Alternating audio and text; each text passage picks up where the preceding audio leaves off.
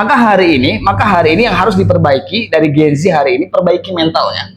Ketika mentalnya ini udah bagus, insya Allah masa depannya pun bakal bagus juga. Tapi kalau mentalnya ini nggak diperbaiki, ini bahaya.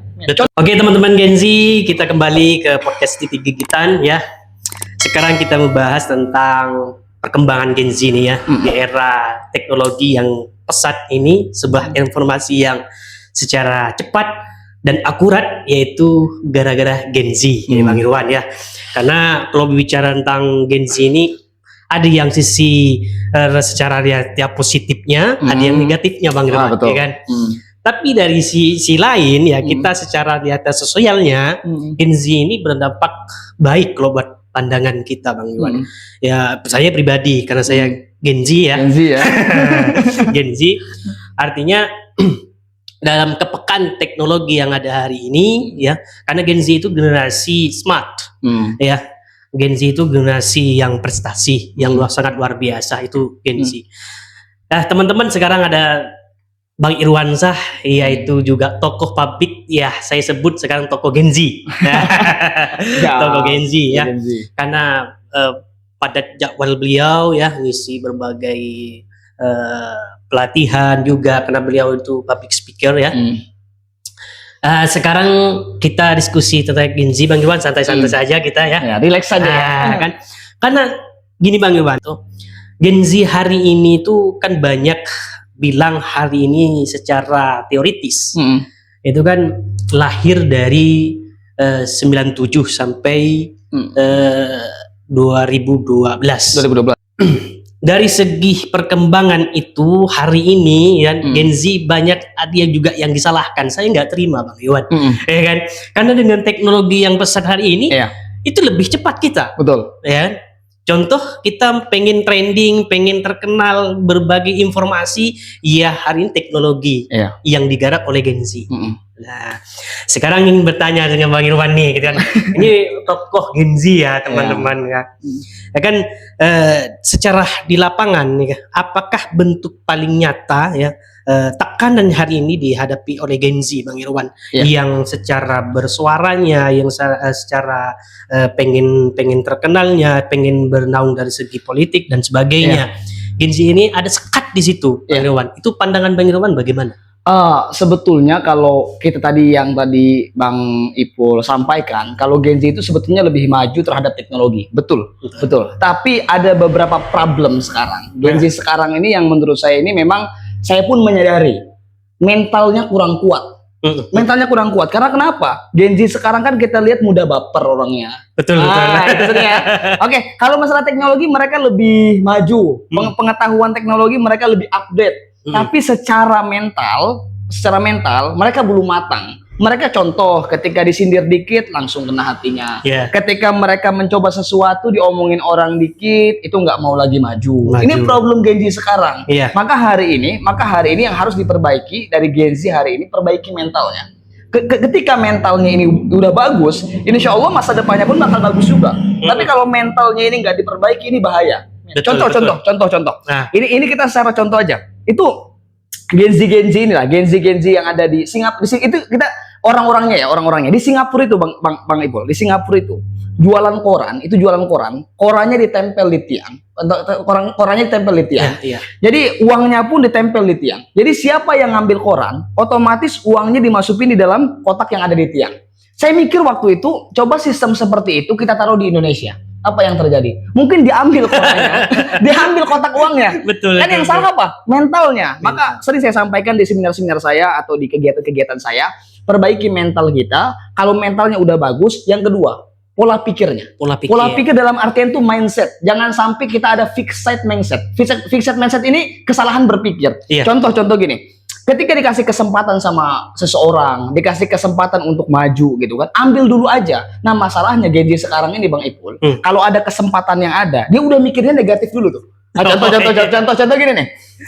Dikasih kesempatan sama orang untuk maju ke depan, atau suruh jadi MC, jadi moderator, atau suruh masuk politik, atau dan lain sebagainya, udah mikir, kira-kira saya kalau saya maju nanti, kalau salah atau ada problem nanti diketawain orang-orang nggak ya? Kalau seumpama nanti saya ambil kesempatan ini, kalau saya salah nanti diomongin orang ataupun diejek orang nggak ya? Itu kan pikiran positif, pikiran negatif kan? Betul. Jadi saya pengen nyampaikan sebetulnya di podcast ini juga bareng Bang Ipul, kalau pengen bisa sesuatu ataupun pengen cepat majunya, gitu kan, pengen cepat naik ke permukaan, ya solusinya ya ambil kesempatan yang ada. Iya. Maka sering saya sampaikan tuh Bang Ipul, benar itu berawal dari salah kan. Iya, betul. Menang itu berawal dari kalah. Berhasil itu kan berawal dari gagal. Nggak apa-apa kita gagal, yang penting kita pernah mencoba. Daripada kita nggak pernah gagal, tapi nggak pernah mencoba. Contoh, kalau ditanya, saya nggak pernah kalah tuh kalau lomba, emang pernah lomba? Nggak pernah. Iya, orang nggak pernah lomba gitu kan.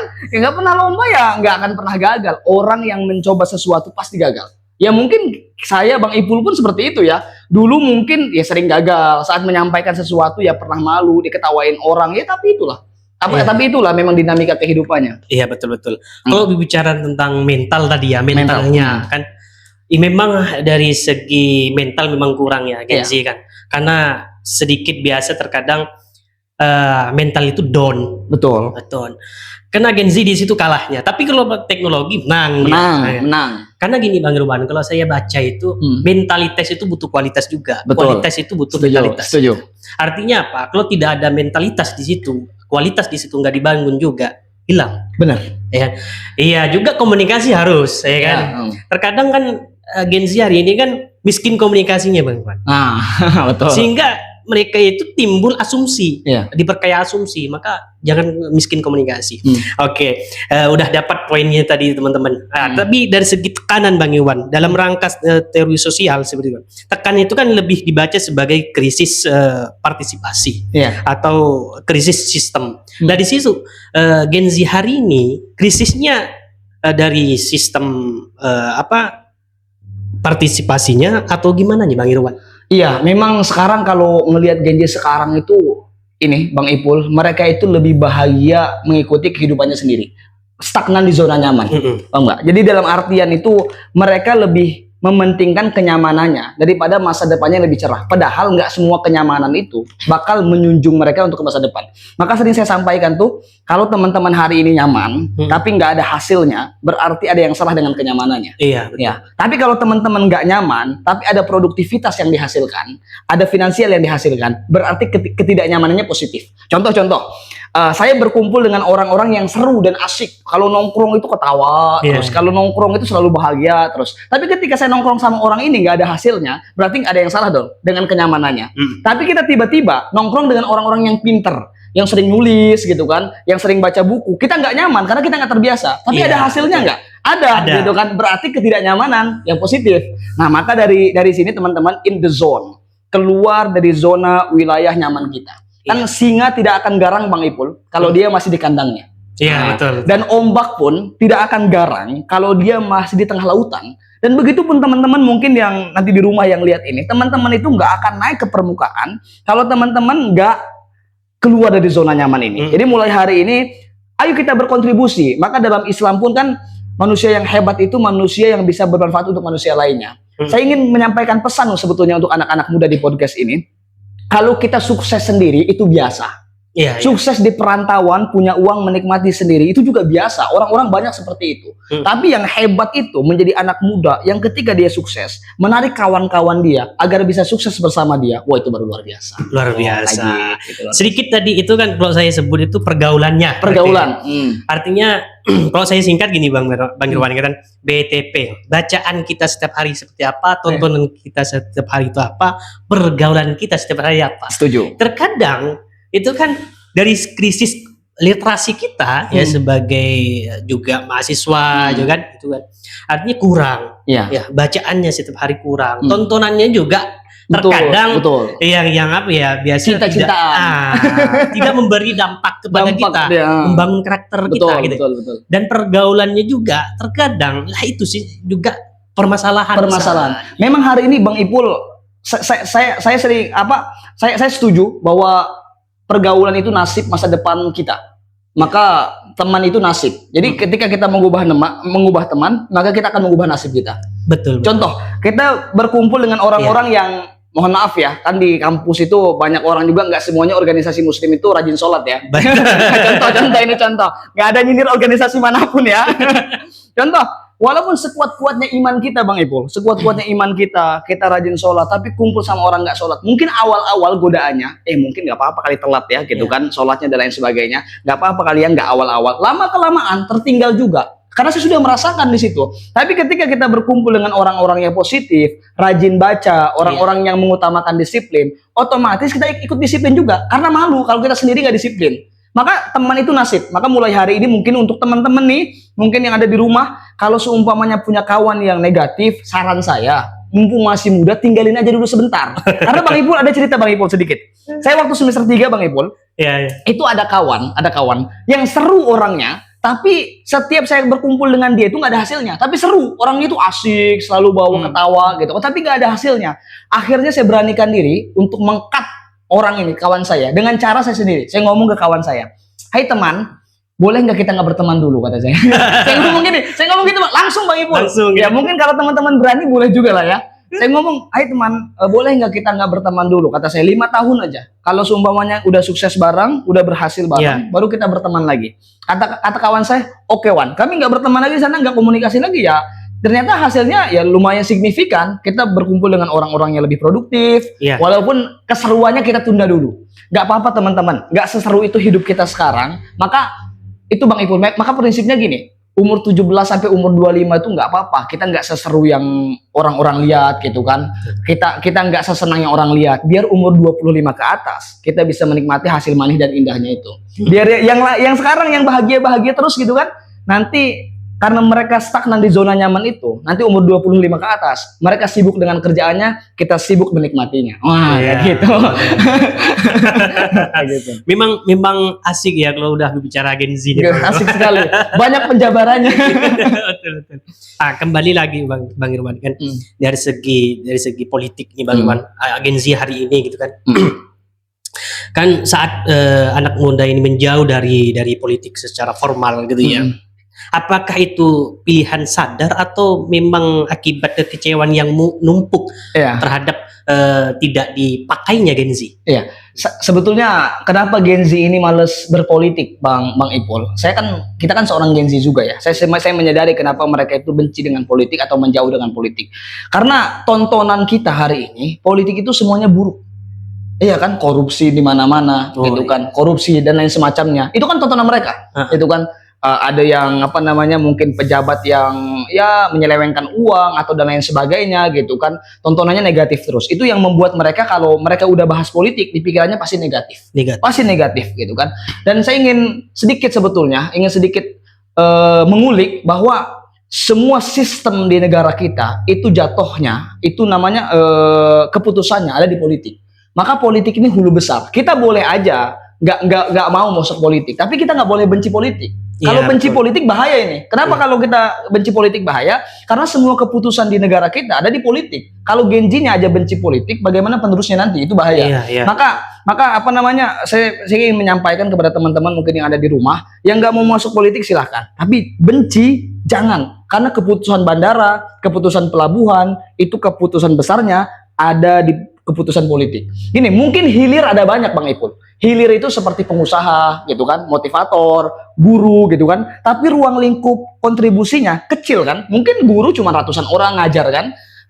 Mungkin pengusaha cuma kontribusinya cuma ratusan ribu orang. Tapi kalau politik, contoh kita jadi gubernur, presiden. Dengan satu kebijakan, kita akan merubah seluruh orang tuh, jutaan orang. Iya, betul. Dalam artian teman-teman yang hari ini mungkin pinter lah ya. Teman-teman hari ini mungkin yang terbuka pikirannya, punya masa depan untuk Indonesia, nggak apa-apa kok masuk politik. Sebetulnya baik buruknya kalau kata Bapak Anies Baswedan ini, tokoh idola saya, baik buruknya sesuatu itu bukan tergantung sektor, tapi bagaimana cara kita menjalankannya. Contoh kayak Pak Anies nanya ke mahasiswanya, kamu pengen masuk politik gitu kan? Enggak. Kenapa nggak mau, kata Pak Anies? Politik itu kotor gitu kan. Terus kamu pengen jadi apa? Pengusaha. Emang pengusaha bersih kan?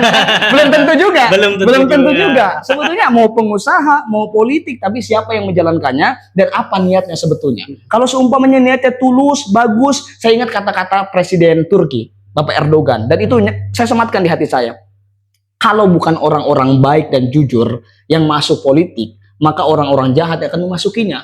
Dalam artian kalau Gen Z hari ini yang pinter, yang baik, yang punya masa depan yang bagus untuk Indonesia, nggak terjun ke dunia politik, bagaimana nasib bangsa kita ke depan? Masa negara kita dipimpin sama aparat-aparat yang nggak kompeten, yang tiba-tiba artis tiba-tiba jadi itu jadi DPR, itu kan bahaya. Saya sebetulnya nggak menyalahkan kalau dia punya kompeten di bidang itu gitu kan. Tapi sekarang yang kita lihat, Bang Ipul, kita sebagai Gen Z kan pengamat juga ya, mereka itu tiba-tiba aja masuk di situ. Ya mungkin karena finansial yang cukup, karena hal lain cukup, tapi masalah pengetahuannya belum tentu. Itu sekarang jadi PR kita sama-sama. Itu untuk Gen Z mungkin nggak mau masuk politik boleh, tapi benci politik jangan, karena dunia kita ini berpolitik semua. Teman-teman di kelas berdebat gitu kan, itu pun politik. Teman-teman ngobrol sama kawan gitu kan, bahas sesuatu itu pun politik. Cuma bedanya nggak politik praktis aja. Nah, itu aja perbedaannya. Artinya bukan melemahkan demokrasi ya? Bukan melemahkan demokrasi, jangan, bahaya bahaya barang ini kalau kata Bali. Artinya juga kita ikut mengawal juga politik kan gitu. Betul, mengawal juga politik. Itu penting Bang Ipul, penting. Dan ini Bang Irwan lagi nih, karena pertanyaannya asik nih Bang Irwan ya. Kan ke arah Gen Z soalnya ya. Apa kesalahan paling sering yang dilakukan gerakan Gen Z hari ini ya? Terkadang itu kan biasa melemahkan dari segi keleluasan Gen Z. Ya, dari segi pendidikan, dari segi ekonomi, dari segi sosial, dari segi berbagai teknologi yang ada. Itu sekarang kita bersuara saja, ya, pengen bersuara, tapi kita terkadang takut karena ada tekanan. Sehingga kita terkadang Gen Z itu nggak punya arah. Artinya di pertimbangan zamannya itu, atau di pertimbangan jalan yang pengen meluncur untuk melakukan hal sesuatu yang baru, itu ada tekanan dari sekat tersebut dari Gen Z terhadap pemerintah dari segi pendidikan dari segi sektor ekonomi yang sebut tadi Bang Irwan dari segi sosial. Terus Gen Z hari ini mulai kemana sih arahnya? Kalau ada tekanan dan dari segi yang lain itu kan takut juga Bang Irwan. Kita bersuara. Betul. Saya sebetulnya sering menyarankan kepada kawan-kawan saya, adik-adik tingkat saya tuh, kalau teman-teman hari ini takut akan sesuatu yang ingin dihadapi, satu solusinya, tunjukkan kualitas saja. Tunjukkan kualitas dalam arti bangun value kita. Betul. Bangun siapa diri kita. Hari ini kan Gen Z sekarang tuh susah mau fokus Bang Ipul. Kenapa? Ya karena sekarang lingkungannya susah mau fokus sesuatu, nggak pernah maksimal dalam sesuatu. Nyoba sesuatu mundur, nyoba ini mundur. Jadi nggak ada yang maksimal. Saya selalu menyampaikan tuh, mulai hari ini untuk Gen Z, ikuti satu bidang apapun itu, maksimalkan di situ, besar di situ, kaya di bidang itu. Nggak perlu kita ikut sebetulnya banyak-banyak. Dulu mungkin Bang Ipul, saya sering nyarankan tuh, ayo teman-teman ikut organisasi banyak-banyak gitu kan, supaya pengalamannya banyak. Tapi semenjak mahasiswa ngapain? Kalau nggak ada yang maksimal, betul nggak? Betul. Ngapain kalau nggak ada yang maksimal? Mungkin hari ini Indonesia sedang tidak baik-baik saja, karena kita susah untuk susah untuk berkembang mungkin, susah mungkin kita untuk maju gitu kan. Tugas kita kalau susah maju kayak gini, ya tugas kita fokus dengan diri kita masing-masing. Fokus dengan value kita, fokus dengan jati diri kita. Maka mulai hari ini ya cari jati dirinya siapa, kontrol di situ, maksimal di situ, fokus di situ, totalitaskan di situ. Sejarah itu Bang Ipul tidak akan mencatat orang yang setengah-setengah. Tapi sejarah itu hanya akan mencatat orang-orang yang totalitas dalam hidupnya. Dalam artian kalau teman-teman pengen dicatat namanya dalam sejarah orang yang berkontribusi, fokus maksimalkan besar di bidang itu. Nggak usah lihat kiri kanan dan nggak usah juga terlalu ekspektasinya tinggi, Bang Ipul. Saya nggak ini ya, nggak menyalahkan orang yang punya mimpi besar. Tapi masalahnya Gen Z sekarang Bang Ipul, ekspektasi dengan kerja keras itu keterbalikan. Ya, maksudnya kalau ekspektasinya tinggi, kerja kerasnya tinggi juga dong. Iya, harusnya gitu. Ini masalahnya kalau Gen Z nih, harapannya banyak, kerja kerasnya pendek. Ini kayaknya mimpinya selangit gitu kan. Ini kerja kerasnya sebumi gitu kan, jauh sekali. Jauh. Dalam artian teman-teman boleh bermimpi tapi sesuaikan dengan ikhtiarnya, gitu kan. Tapi kalau teman-teman seumpamanya mimpinya nggak besar-besar amat, ya udah fokus aja sama diri masing-masing. Diri masing-masing itu bukan berarti teman-teman apa namanya nggak peduli sama orang lain ya, tapi saya pengen teman-teman bangun finansial yang cukup dulu. Karena tadi kata Bang Ipul benar, kalau finansialnya cukup, kualitasnya ada, mental pun ada. Betul. Artinya gini, kalau mengambil kesimpulan saya, kita harus mempunyai hasil, dan hasil itu kan masalah waktu ya. Masalah waktu. Nah, proses itu kan setiap waktu. Artinya kita harus nggak boleh kita mandek dari proses. Benar. Ya. Good proses, big proses. Betul. Artinya harus terus dalam setiap waktu. Gitu. Terbentur terus ulangi. Gini Bang Ipul, mungkin nanti teman-teman ujiannya Bang Ipul, kalau kita berbeda, mungkin Bang Ipul saya itu pernah merasakan ketika kita berbeda dengan orang lain, kita akan merasa sendirian. Iya, sendirian, kesepian, nggak ada yang nemenin karena kita berbeda sama orang lain. Betul. Tapi nanti mungkin beberapa tahun kemudian ketika kita fokus, kerannya bakal kebuka sendiri. Iya. Kerannya bakal kebuka sendiri. Mungkin awal-awal ya kita sendirian, nggak ada yang peduli gitu kan, jenuh kita, kayak merasa diasingkan sama orang lain, nggak ditemani, kawan-kawan kita mengkhianati gitu kan. Tapi ketika kita fokus, kita udah di atas, orang bakal datang sendiri Bang Ipul. Ingat, berlian ditaruh dimanapun akan didatangi orang. Dan teman-teman pun harus punya prinsip kayak gitu. Bangun kualitas di ujung manapun teman-teman bakal dicari orang. Dan jangan sampai gini Bang Ipul. Dan ini paling penting nih. Jangan salah teman-teman. Yang sering menjatuhkan kita itu teman dekat kita sendiri. Itu bukan orang jauh. Biasanya orang yang benci kita, yang pengen menjatuhkan kita bukan orang jauh, tapi orang di sekitar kita. Orang keliling kita. Makanya nggak semua harus diceritakan ke orang-orang dekat kita. Kata saya nggak usah cerita kesedihan kita, nggak usah cerita kesusahan kita, karena 99% pun orang-orang nggak peduli dengan sedih kita. Dan orang yang membenci kita tuh bakal bahagia dengan kesedihan kita. Jadi kalau kita lagi sedih, adukan sama Tuhan, selesai, bahagia terus setiap hari. Saya pengen tuh Gen Z itu bahagia terus setiap hari, seolah-olah nggak ada masalah, tiba-tiba udah di atas gitu kan, tiba-tiba value-nya udah bagus, nanti orang nyari kita sendiri. Dan kita udah merasakan itu Bang Ipul, udah merasakan itu. Pahitnya sudah rasain gitu kan, hal-hal orang-orang nggak suka udah dirasain. Biasanya orang nggak suka itu Bang Ipul, kita lahir dalam tempat yang sama, tapi kita jauh dengan mereka. Wah itu biasanya. Sedikit mengoreng. Pernah nggak merasa menangis Bang Irwan di keliling itu dan seolah-olah kita diasingkan gitu? Pernah. Itu udah bukan hal yang ini kayaknya, udah bukan hal yang rahasia ini lagi ya. Itu udah jadi makanan saya itu. Nangis sendiri, sedih sendiri, terpuruk sendiri. Tapi saya nggak pernah untuk curhat sama orang lain. Saya nggak pernah untuk menunjukkan ke orang lain karena saya yakin kalau curhat itu yang benci sama saya makin bahagia nantinya. Saya nggak mau orang yang membenci saya nambah bahagia. Iya, berarti sama kita dong. Kayaknya kalau orang yang fokus dengan dirinya bakal seperti itu kayaknya. Bakal seperti itu. Betul. Bahkan mungkin jangankan junior, senior kita aja nggak suka biasanya. Betul. Iya, padahal kita kan pengen sama-sama belajar ya. Kita nggak ada ingin menjatuhkan orang lain. Betul. Kita tuh nggak ada niat untuk menjatuhkan orang lain, nggak ada niat untuk menginjak orang lain, tapi kualitas kita seolah-olah menginjak hati mereka. Iya. Waduh, bahaya nih. Karena gini Bang, kalah kualitas. Makanya Anda jangan nongkrong terus, bangun kualitas ya. Gitu. Oke. Nih Bang Irwan, pertanyaan selanjutnya. Dalam 10 sampai 20 tahun ke depan nih Bang Irwan ya. Kan risiko terbesar apa yang muncul jika pemimpin Gen Z tidak kritis? Iya. Ya. Dari segi berbagai bidang.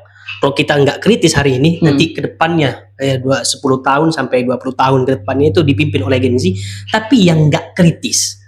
Iya, tidak peka terhadap globalisasi teknologi yang besar hari ini. Itu gimana Bang Irwan? Saya rasa bakal ketinggalan Bang, Indonesia bakal gini-gini aja. Iya. Kita hari ini dulu Bang, dulu waktu tahun 1990 itu negara kita kan disebut dengan macan Asia. Betul. Bahkan Singapura gitu kan, Malaysia itu bahkan belajar usaha dari kita. Guru-guru pun kita alihkan ke Malaysia untuk mereka belajar dari guru-guru kita. Tapi sekarang kenapa Indonesia tertinggal? Tertinggal sekali. Kenapa? Karena itu kita semuanya disekat untuk berkembang aja susah. Mungkin Bang Ipul sering lihat berita-berita, mungkin ada guru SD yang buat teknologi nggak dipakai sama pemerintah karena katanya kurang persyaratan ini itu, tapi tiba-tiba diundang ke Qatar. Pernah dengar? Ada juga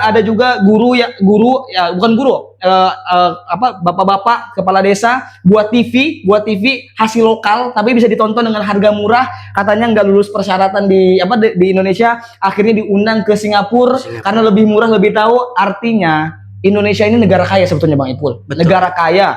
Kita laut luar biasa luas. Gunung banyak gitu kan, sumber mineral banyak gitu kan, minyak gas banyak. Kenapa kita miskin? SDM-nya selalu disekat untuk susah berkembang. Betul. Jadi Gen Z hari ini harus kritis, nggak apa-apa, nggak jadi masalah. Walaupun memang sekarang kan kita agak susah juga ya, agak susah untuk mengkritisi pemerintah. Tapi sekarang udah zamannya teknologi. Oke lah, suara susah kita bakal dibungkam. Nggak apa-apa. Dengan tulisan-tulisan kita terus berkembang gitu kan. Karena 10-20 tahun ke depan, tadi kata Bang Ipul, kita yang bakal mimpin negara ini. Betul. Kalau bukan kita siapa lagi? Jangan sampai orang-orang yang nggak berkompeten di bidangnya untuk maju di meja kepemimpinan. Karena saya rasa ini bahaya Bang Ipul kalau politik ini dipimpin sama orang yang nggak ahlinya gitu kan. Bahkan padahal Nabi itu udah ngomong gitu kan, kalau kamu tidak bisa kalau kamu nggak ahli ataupun nggak bisa di bidang itu atau nggak kompeten di bidang itu, jangan coba-coba ngambil bidang itu. Dalam artian Nabi itu pengen nyontohin sama kita bahwa setiap bidang itu ada orangnya. Ada orangnya. Bahkan Nabi kalau nunjuk gubernur itu bukan hanya masalah ibadahnya yang taat, tapi dia sistem politiknya bagus nggak, ngerti nggak masalah perpolitikan gitu kan. Itu kalau nunjuk Gubernur untuk Madinah untuk apa, itu dilihat dari kecerdasan politiknya juga, bukan masalah agamanya doang gitu kan. Nah itu makanya harus pinter itu sih. Oke, ini terakhir Bang Irwan. Pesan untuk anak muda khusus Gen Z hari ini Bang Irwan, yang kita tekuni ya Bang Irwan hari ini kan. Silakan Bang Irwan untuk anak muda Gen Z hari ini Bang Irwan.